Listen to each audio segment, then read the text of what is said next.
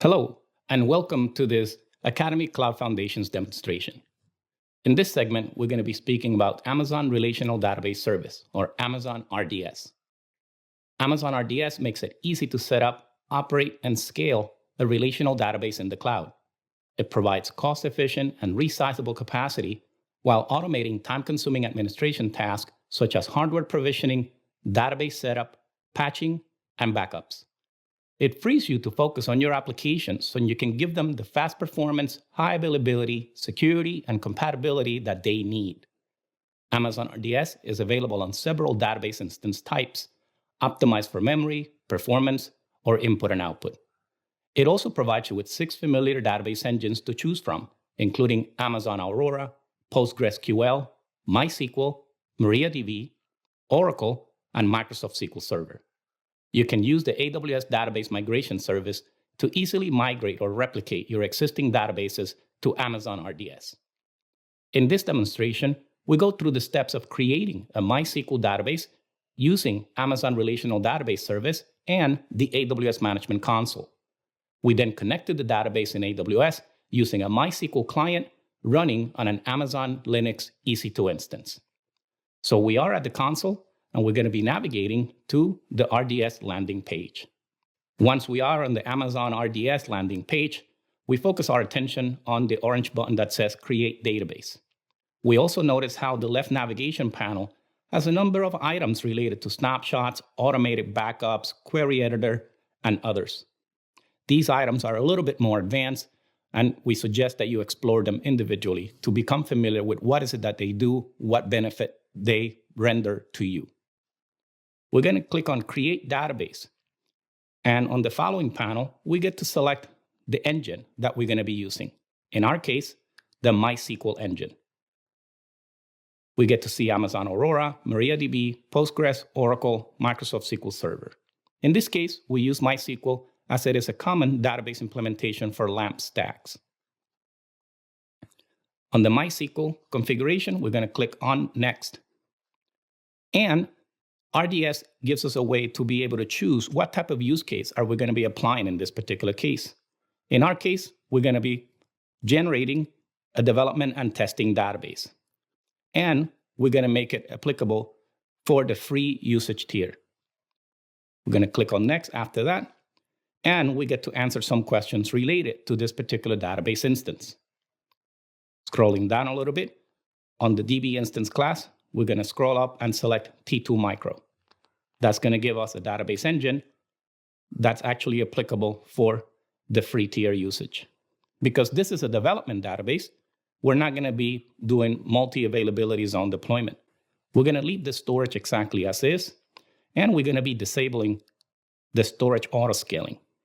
Notice how the panel for estimated monthly cost gives you an estimate of what you will expect to pay for this particular implementation on a monthly basis. On the database instance identifier, we're going to give it a name.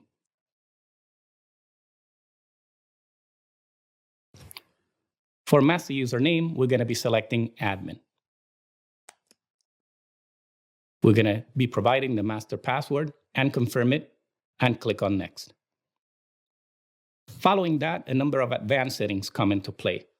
As far as the virtual private cloud that we're going to be using to land this particular RDS instance, we're going to select Lab VPC. The subnet group, we're going to keep the same. And for public accessibility, we already have it checked. We don't want it to be publicly accessible. We have no preference for availability zone. However, on the VPC security groups, we have pre-provisioned an RDS security group, which is actually open for the MySQL port 3306. The database name, and the port 3306, everything looks good. We're not going to be using identity and access management authentication, so that radio button is selected correctly. We're not going to be using encryption. And for backup, we're going to select 0 days.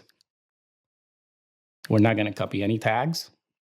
And we have disabled enhanced monitoring. As far as log exports, we're going to leave everything as is. And we're going to be disabling AutoMiner version upgrades. We're also going to be deselecting Enable Deletion Protection. That's all it takes. We're going to select Create Database, and that will immediately begin defining our database instance. We select DB Instance Details, and we get to observe the database provisioning. Initially, notice on the DB instance status, it indicates creating. We also get to observe how there are a number of CloudWatch metrics already prefabricated as far as being able to observe CPU utilization, DB connections, free storage space, memory, write input outputs per second, read input outputs per second. On the Connect panel, under the endpoint, is where we will receive, once the database is available, the actual host name that we will be using to connect. At this point, we scroll back up, and we're going to be using the refresh button as a way of having the page refresh while we wait for the DB instance status to indicate available. Okay, we now get to observe on the info that the database instance, myACFDB, is marked as available. So we're ready to go and begin connectivity. As we scroll down on the endpoint and port, we're able to then copy and paste the hostname for connectivity to this database instance. We're going to be maintaining a copy of that RDS endpoint here on a text editor.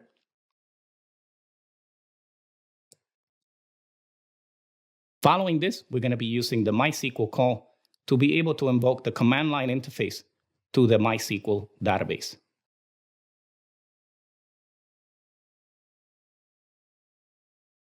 Providing the password then allows us to begin to interact through the MySQL command line interface.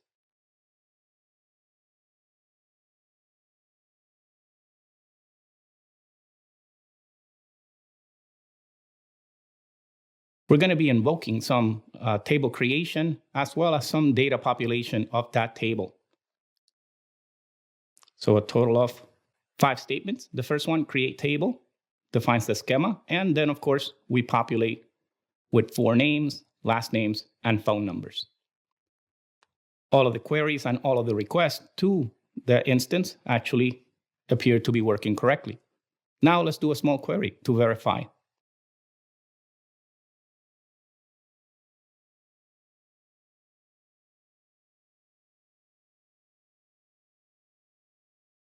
Pasting a small query will give us the proper result. In this case, we're searching for Chris. We get first name, last name, and phone as a table.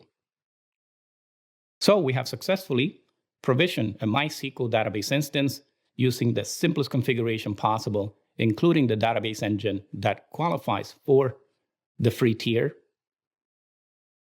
using an EC2 instance running the Linux operating environment. We connected to that MySQL database, created a table, populated that table with data, and finally made a small query to verify. This concludes this demonstration for Amazon RDS. Thanks for watching.